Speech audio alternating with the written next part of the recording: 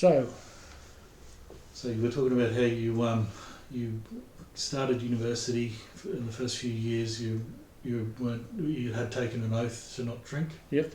And you made it to 22, which is about halfway through your degree. And you were talking. It was towards the end of my degree, anyway. I think. So what was it like going through medicine? The class is 63, did you say? 62. 62. Well, I was. This is at which university? University of Queensland. And I mean, it was, you spend a lot of time studying. That's how you spend most of your time. And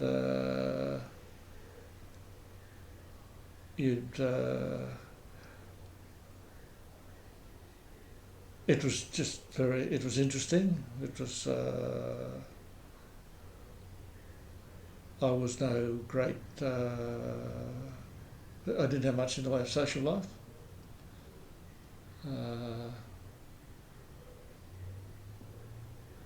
And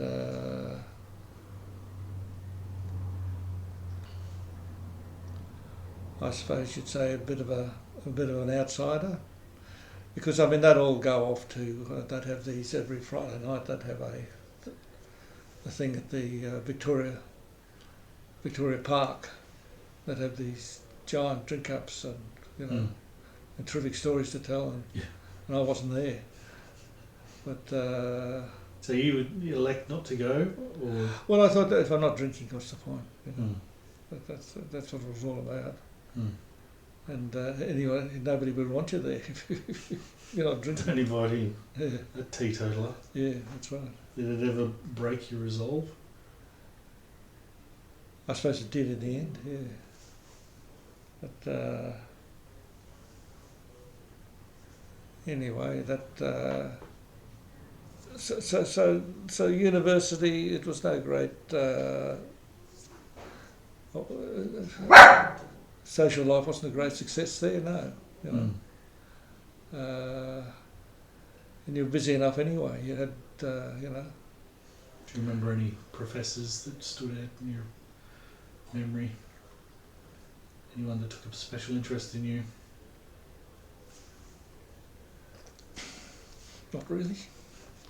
I do sort of, Professor Hickey was the anatomy sort of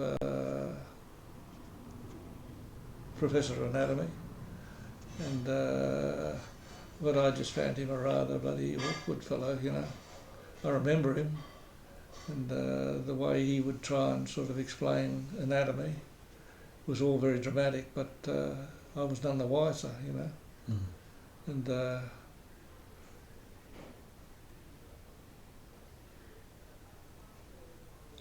and one thing I realised really is, I realise now, at university you should study with,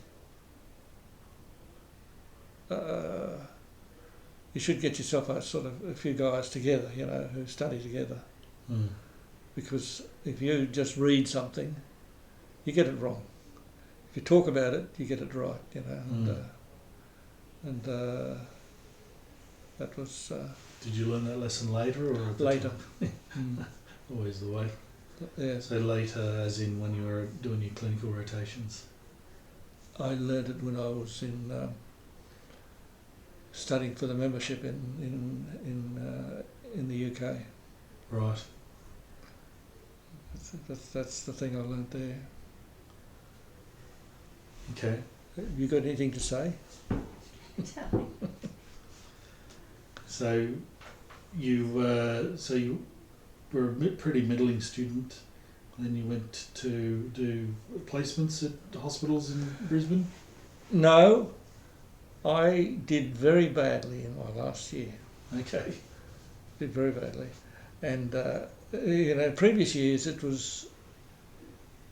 I don't know if I ever sort of passed all subjects. I think every year I'd done very badly in one subject, failed one subject, and I had to do what they call a a post, an exam, a post supplementary or whatever you'd like to call it, you know. So is that you resit it during the summer holidays, or? Yeah. So that you'd have to sort of face up to that. You'd have to spend your summer holidays studying to pass this exam.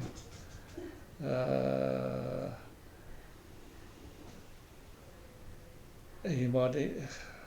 I've forgotten how. Anyway, that's how. So in my final year, I failed 2 subjects. Mm.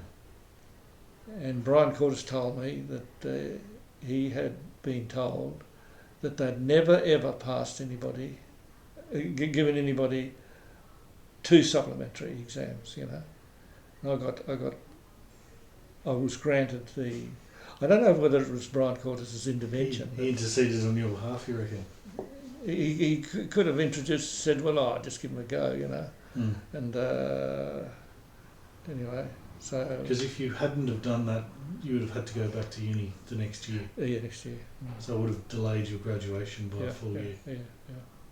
It's a big deal. Big deal. Might have done me good, I don't know. You know. Mm. Because I know when I was doing the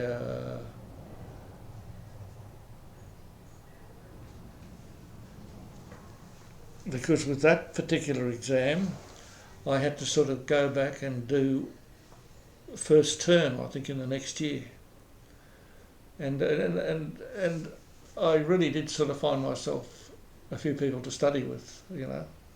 Maybe that would have that made a difference, I'm sure, you know. Mm. But anyway, that's the way it turned out. And I, so for my sins, having done badly, I was sent to Bundaberg. You know, I didn't get a job in Brisbane. I was. So the desirable jobs were in these big cities. Oh yeah.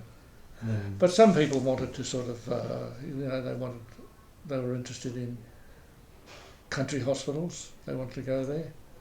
And so Larry Perrott, you may have heard of Larry, have you now?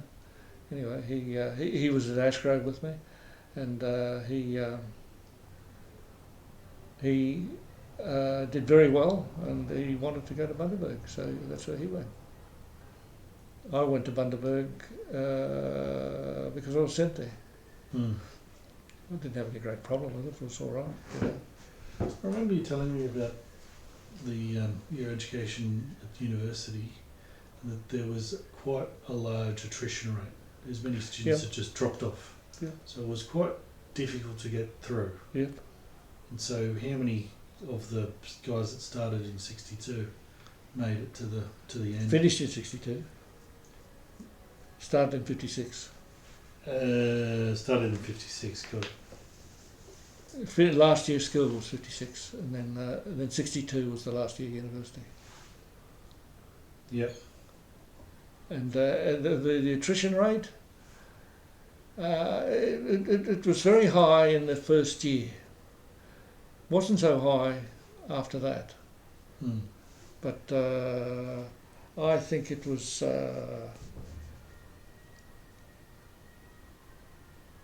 I'd be guessing. I'd be saying about 20% of them sort of disappeared in first year, Mm. and then year 2 maybe a few more. But then after that, it was that sort of decided, oh, you got this far, we might as well sort of keep you going. Ma'am,